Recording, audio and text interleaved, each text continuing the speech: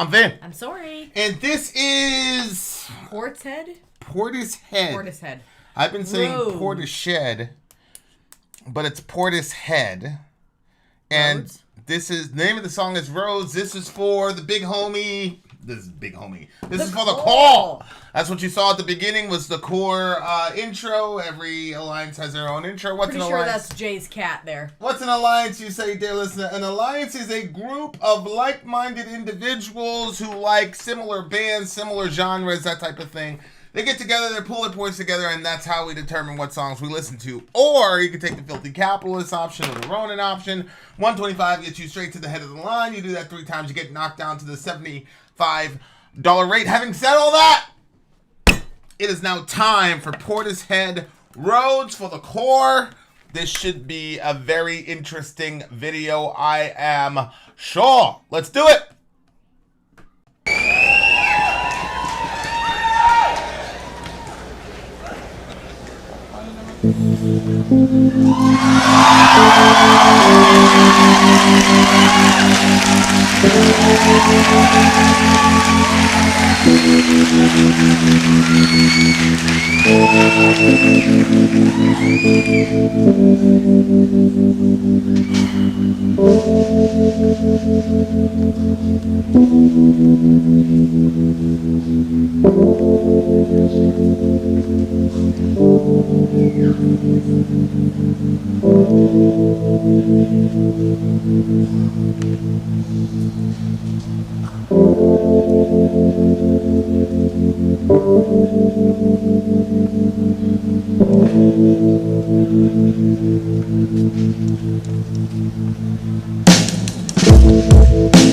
Oh,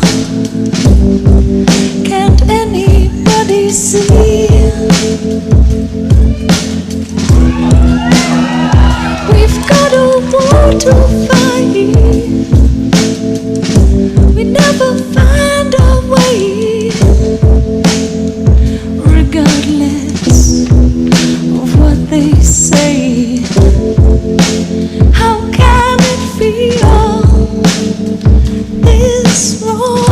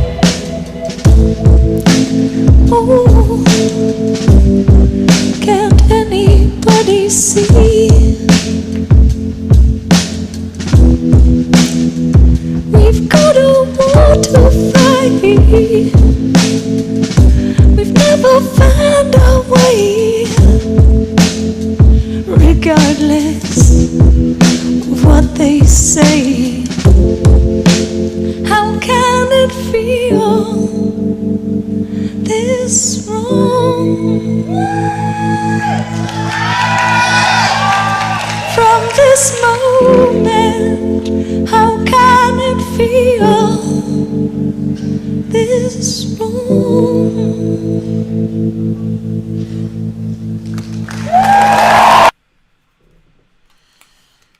all right.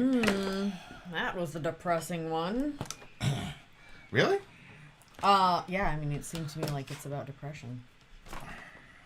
What made you feel like it was about depression?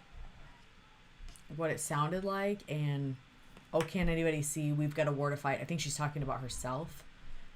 Never find our way, regardless of what they say. Like, I think that she's kind of internalized, and that when you wake up with depression, it's very, very hard, obviously, to get moving, and every day feels like a battle. And she's wondering if anyone can see where she's really at, because internally maybe she feels differently than what people see outwardly. And then how can it feel this wrong from this moment? How can it feel this wrong? Like, it's not getting fixed. And she said, regardless of what they say. So I was assuming there was maybe some professionals that were, giving her some tips and pointers, but it wasn't working. Storm in the morning light, I feel, no more can I say. She feels, which probably is something that she doesn't always get. And, but at the same time, she's frozen to herself. She doesn't have anybody on her side. She's very alone, I think, in it. Or it's talking about a relationship that's not going well or has ended. But I don't know, it kind of sounds like it would be the tail end of the relationship. They can't find their way, regardless of what they say, which, again, I would say they is professional help. Maybe some counseling or something for their marriage problems, but it's not getting fixed. Well, I didn't take this as anything about depression at all, because she starts off, she's saying we the whole time. Yeah, I know, but when there's some forms of like depression and issues that you deal with where you separate from yourself, and so you basically have conversation with yourself. You're in it by yourself. You're feeling, she said that, she's alone in it. Pretty sure she used the word alone. Well, I mean, people can be alone, even if they're in relationships. Can't nobody see? We've That's got true. a war to fight. Never find our way, regardless of what they say. I think she's in a relationship, and everybody's telling her it's not a good one. And it looks like they're probably right, because she ends up feeling alone. So it's one of those things, with my ex, I've always said, like, if my mom would have just, if she would have reduced the conversation by like 20%, I probably never even would have went in and married the girl. But there was so much conflict, and there was so much, like, I don't know, the whole thing was just a giant pissing contest between me and my mom, to be honest with you. So, like, there was all this, she's not good for you, blah, blah, blah. And it created this sort of, I don't know, this false romance. I think people think, like, when they have a common enemy and they bound together, they think that gets confused a lot of times with actual love, when that's not actually love. You just mutually can't stand the same person, or you both mutually have a point to prove, or whatever it is. And of course, when you're 18 years old, which I was, it's kind of like, I didn't think to myself, like, bro, you're gonna make this like massive life decision to win an argument with your mom. And obviously, if you'd have told me that, I'd be like, no, I love her. Which, I kind of did. But of course, now looking back, it's like, I wasn't really feeling Shorty like that, like to that degree. So I couldn't help but look at it like, can't anybody see we've got a war to fight? We'll never find our way, regardless of what they say. And then the chorus is, how can it feel this wrong from this moment? How can it feel this wrong? So it seems like there are little islands of times when things are going good with them. But overall, it's not a good experience. So I think there's that confusion, like, okay, we're having a good time now. I feel really good with this person, so how could it be wrong? Mm-hmm. And then the next verse, storm in the morning light, which is really interesting because you usually hear about storms at night, not in the day, and certainly not in the morning. I don't think I've heard anybody ever talk about a storm in the morning in a song before. No, I haven't either. I feel no more can I say. frozen to myself, I got nobody on my side, and surely that ain't right. So again, it looks like, you know, they go through these, I don't know if it's a breakup cycle.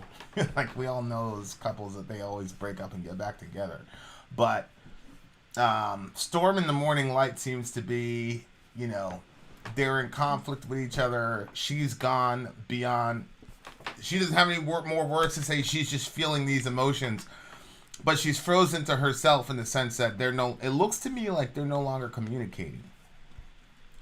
So when she says, no more can I say, frozen to myself, which is what happens when you make that decision to stop communicating in relationships, is that you kind of become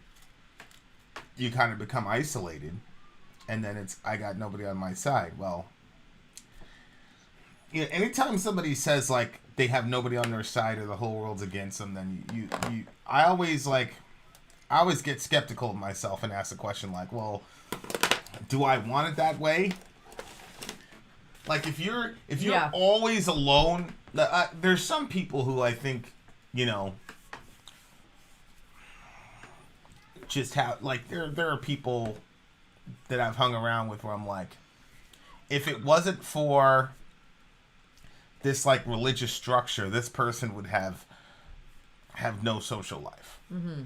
And, you know, to me, I thought that was actually one of the real strengths of places like church and things like that, is it gives people who otherwise would be completely alone some sort of connection point. Yeah. So right here, she's frozen to herself because she's not communicating. No more can I say. So, and of course, you know, like, sometimes, you know, it just gets to the point where it's like, okay, there's nothing else to say here in this situation, and that's when it's time to be like, you know, get the hell out of Dodge, bro. Can't anybody see we've got a war to fight? We'll never find our way regardless of what they say. And then how can it feel this wrong? Yeah, but when it says we've got a war to fight, never find our way regardless of what they say. So what are they saying? I think they're saying, like, you guys aren't good for each other. You guys shouldn't be together. And she's saying that they can fight it out? Or it's wrong that you guys are together, whatever it is. And I think she's saying they decided they were going to go on with it regardless of what anybody says, but they're never going to find their way. It's just one of those relationships that's kind of doomed from the start. And it's weird, like, when I look back, I'm like, I kind of always knew, you know, that the odds of me and my ex having a successful relationship were very, very low. And so she's saying we'll never find our way regardless of what they say, which is very, very interesting. But yeah, she keeps saying, how can it feel this wrong? And that's a really crazy question, because it's like, okay, do they feel wrong because it's actually wrong, or do they feel wrong because everybody is telling them it's wrong? That's not the same thing, you know. Yeah. You know, like me, it was crazy. Like, I had no doubt that my mother was wrong. Like, I didn't look at her. You know, things got so hectic between me and her that I could not receive any sort of especially around that topic. Like, it was just, you know, I don't know if my mom got some bad advice or there was no advice, but it was just, you know, the constant, like, this is wrong, this is not going to work. It kept having the opposite effect, you know, with me. So, but I think what's happening is the relationship itself is pretty volatile or not very good, but she keeps having these moments where it's perfect. Mm-hmm. And so there's that confusion. How can it feel this wrong? Or why can't we have this moment all the time? Or whatever. And, you know, building healthy, positive relationships is hard to do, man. It's really, really hard to do. And, you know, if the communication isn't there, it's a bad situation. So now it's like we've got a war to fight. And I think, like, because our relationship started in that sort of like hostile environment, we had the Bronx to deal with, which was, you know, there was like literal wars happening, and then we had family issues to deal with or whatever. But once we got out of those environments and we were left with just kind of each other, like,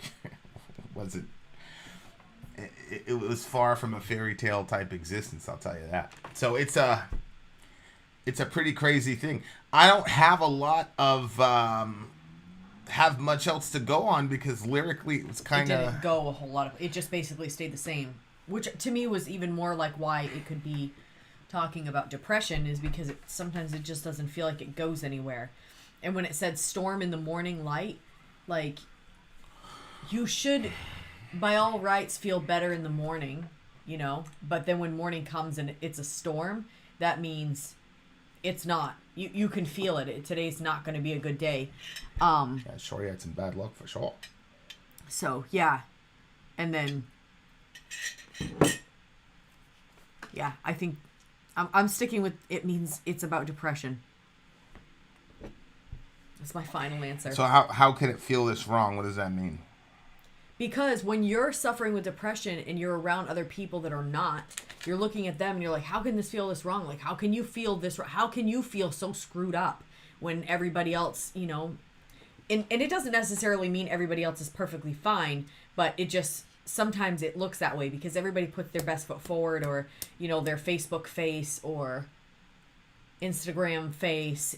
You know, nobody's, you know, most people are not putting out how they really feel. And the people that are putting out how they really feel become kind of an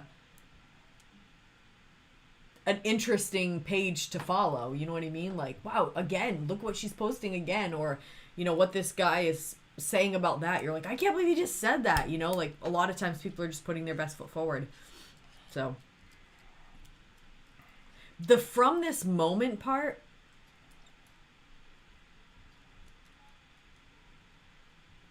I don't understand that part though. How can it feel this wrong? From this moment. Well, that's why I said, like, if it's a relationship song, that line makes sense.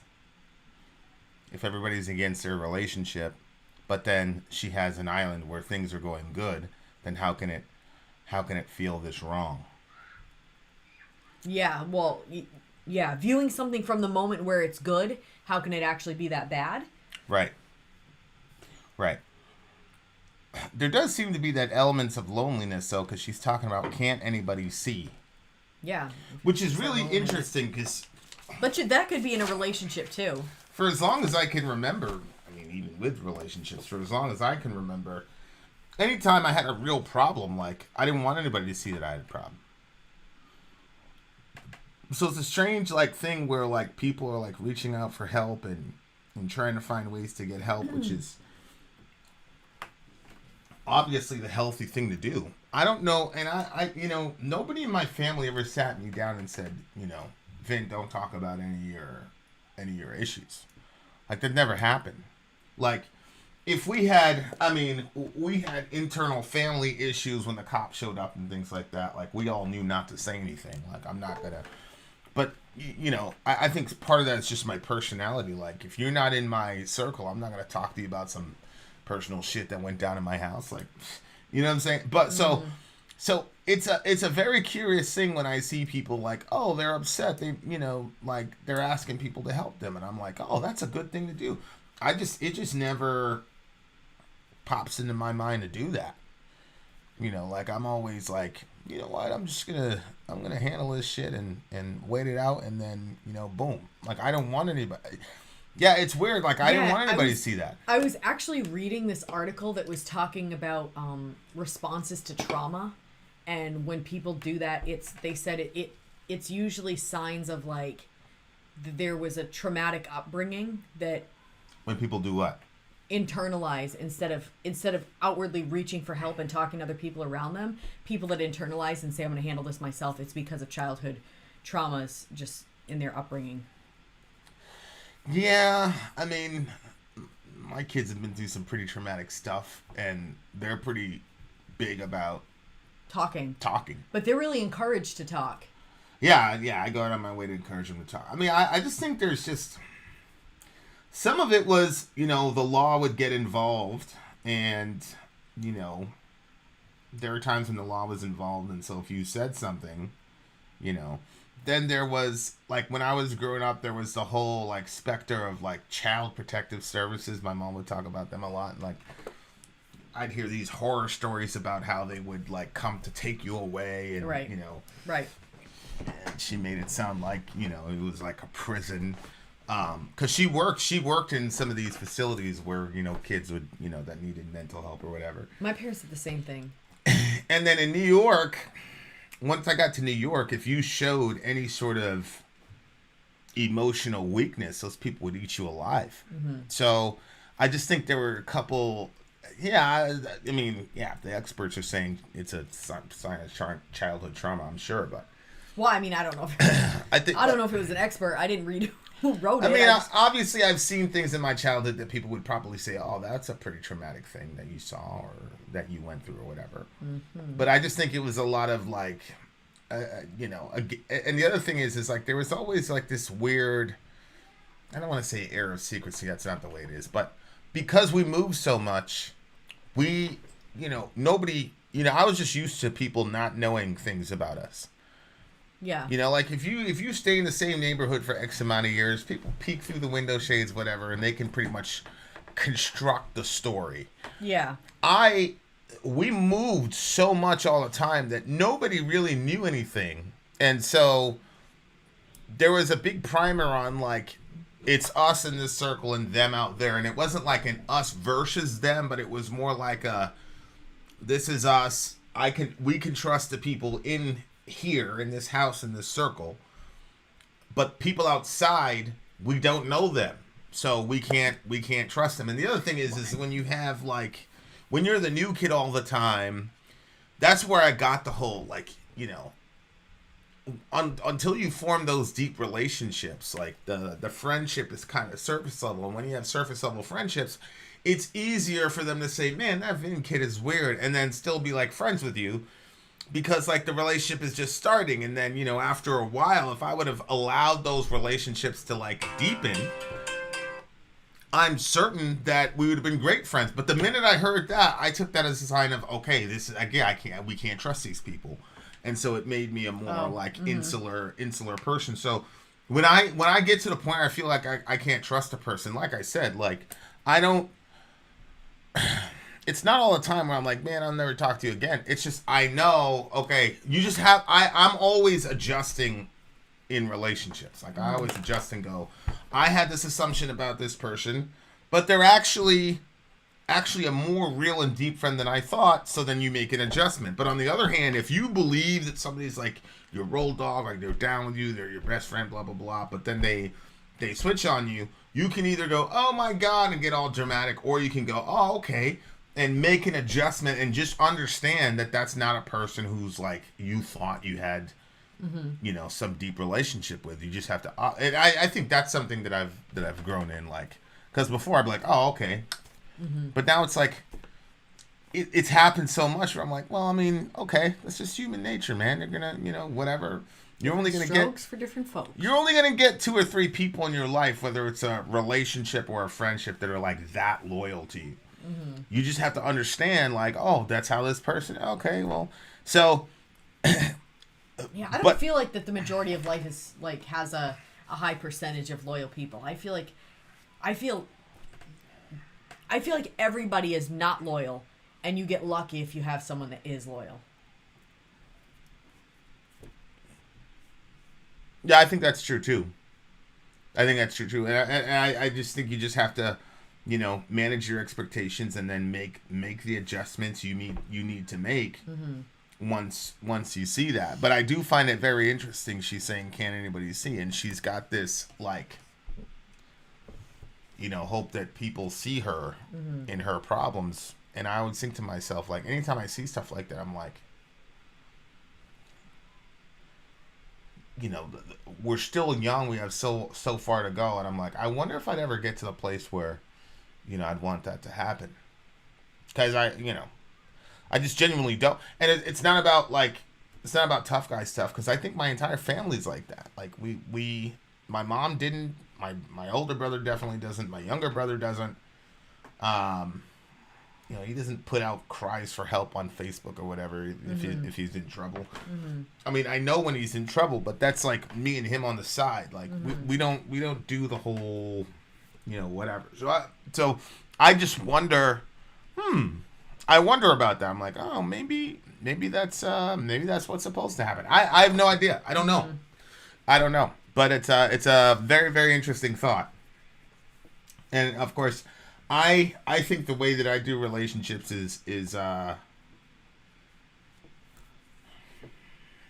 think needs a lot of growth, obviously, just like a lot of other things when you're in your 30s, but I don't know. I think most of my life I've handled relationships from a utilitarian perspective, like, does this work? Because I feel like a lot of people idealize relationships like what's a, you know, X, Y, and Z thing versus what is the goal of this relationship? What am I doing? Which it might be a little bit too transactional, but that's just, I don't know. It's a good song though. A little bit too repetitive for my tastes. And I wish she would have developed more in the verse kind of lyrics to get more of a picture about what's going on. So it's a 7.4 for me. Yeah, it was... I think I'd have to be in the right mood to kind of want to listen to it. Obviously a depressed mood. But you're right, it was a little repetitive. So I think for me it would be more like a 7.2. There you are, dear listener. Shout out to the core. Shout out to Pony. I'm pretty sure Pony's the leader of the core. There you go, dear listener. Vin out. Sorry out. Gone.